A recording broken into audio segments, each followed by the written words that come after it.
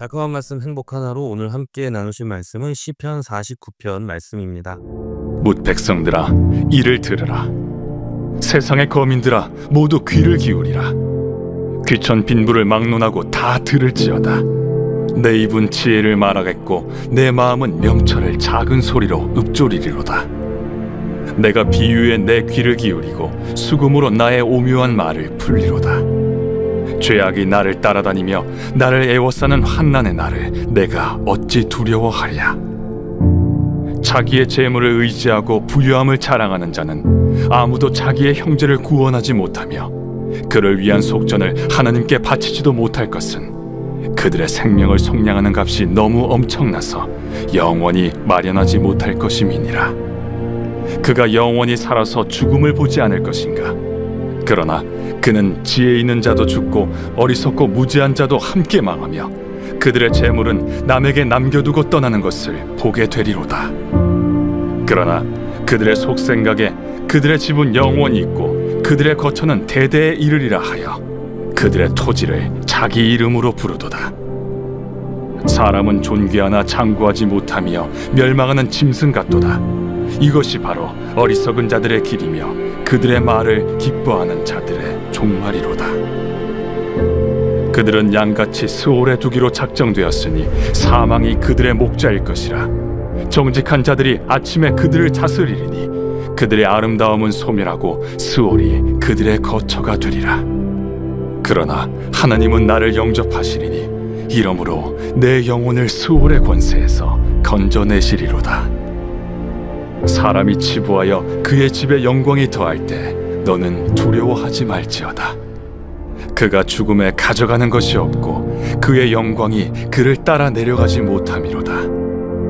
그가 비록 생시에 자기를 축하하며 스스로 좋게함으로 사람들에게 칭찬을 받을지라도 그들은 그들의 역대 조상들에게로 돌아가리니 영원히 빛을 보지 못하리로다. 존귀하나 깨닫지 못하는 사람은 멸망하는 짐승 같도다. 오늘 시편 기자는 사람들을 부르고 있습니다. 와서 이 지혜를 들으라고 초청합니다. 과연 어떤 사람들이 와서 이 지혜의 말씀을 들어야 할까요? 어리석은 사람, 믿음이 없는 사람? 아닙니다. 모든 사람입니다.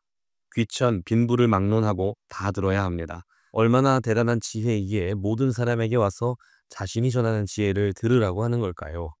5절입니다. 죄악이 나를 따라다니며 나를 애워싸는 환난의 날을 내가 어찌 두려워하랴. 보십시오. 나는 죄와 환난이 가득한 세상이 두렵지 않습니다. 라고 하는 것입니다. 벌써 많이 지난 일이지만 전 세계적으로 모든 사람들에게 큰 트라우마를 안긴 사건이 있었지요. 바로 이른바 코로나19 사태입니다. 당시에는 누구나 공평하게 불안했습니다. 부자나 가난한 자나 많이 배운 사람이나 적게 배운 사람이나 남녀노소 빈부귀천을 넘어서 전 세계 모든 사람이 두려움에 빠졌습니다. 유명한 헐리우드 배우도 세계적인 스포츠 스타도 평범한 우리의 이웃 사람들도 모두 공포에 떨었죠. 어떤 두려움이었습니까? 내가 죽을 수도 있다는 두려움. 나의 부주의가 누군가를 죽음에 이르도록 할 수도 있다는 두려움. 곧 죽음에 대한 두려움이었습니다. 그리고 바로 이것을 오늘 시편이 이야기해 주는 것입니다. 우리가 중요하다고 믿으며 붙잡고 살아가는 모든 것들이 결국은 죽음 앞에서 너무나 허망해지는 가치들이라는 사실입니다. 자신이 가진 그 무엇도 죽음에 대한 공포를 극복시켜주지는 못합니다. 사람들은 재물을 의지하고 소유를 자랑합니다. 돈과 명예는 우리에게 불멸을 약속하지만 그것은 사실이 아니지요.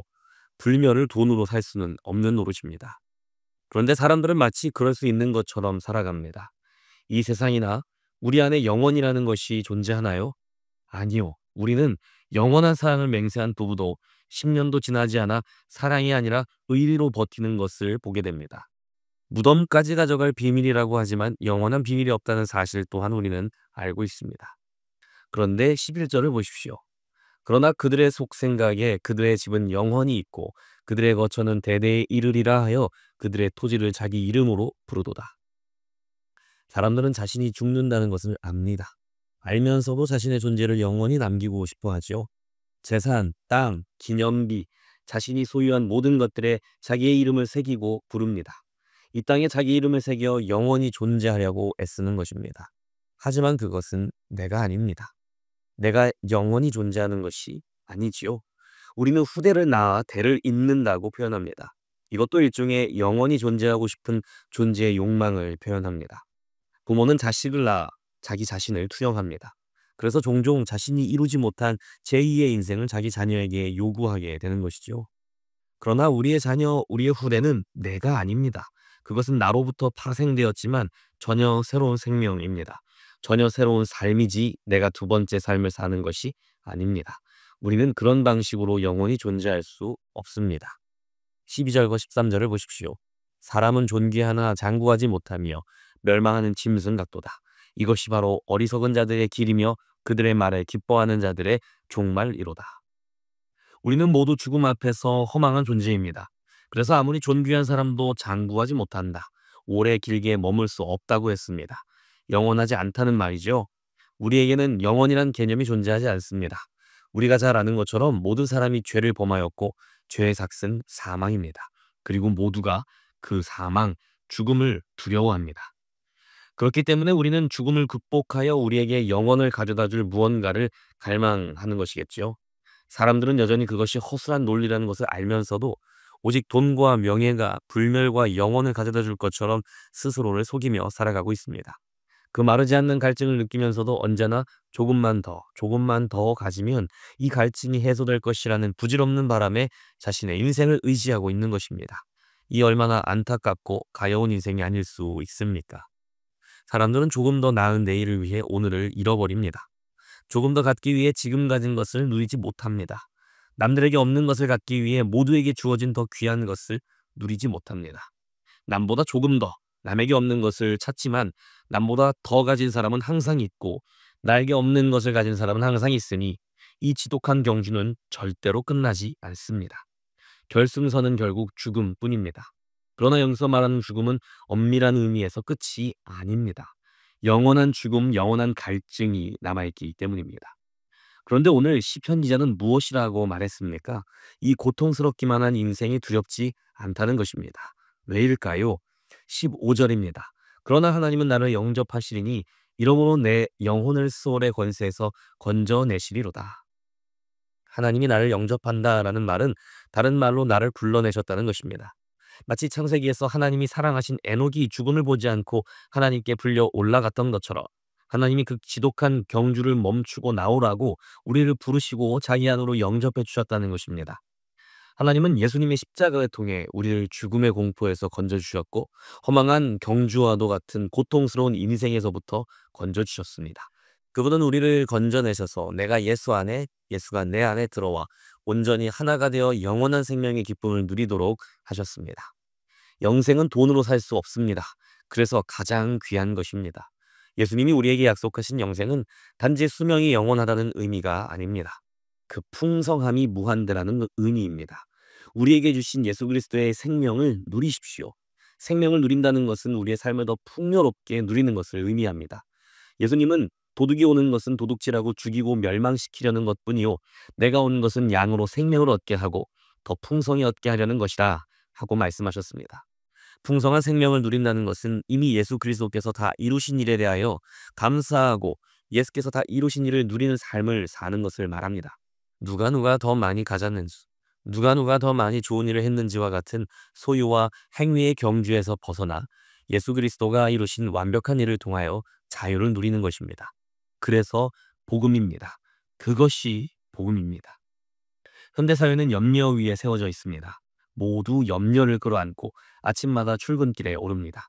저마다 도달하기 힘든 목표를 설정해놓고 그 목표를 이루지 못하면 어찌할까 두려워하며 살아가기 때문입니다. 그리고는 마침내 어렵게 그 목표를 달성하게 된다면 어떻게 될까요? 조금 더 높은 목표를 설정하고 다시 염려의 경주를 달리는 것입니다. 과연 이것이 우리가 기대했던 인생일까요? 예수님은 부자가 자기 곳간이 모자라 염려하다가 더 큰 곳간을 짓고 곡식과 재물을 보관하여 앞으로 편하게 놀고 먹을 생각을 하며 즐거워하던 이야기를 비유로 들려주시며 사람들에게 한 가지 가르침을 주셨습니다. 누가복음 12장 20절에서 22절입니다. 하나님은 이르시되 어리석은 자여 오늘 밤에 네 영혼을 도로 찾으리니 그러면 네 준비한 것이 누구의 것이 되겠느냐 하셨으니 자기를 위하여 재물을 쌓아두고 하나님께 대하여 부요하지 못한 자가 이와 같으니라.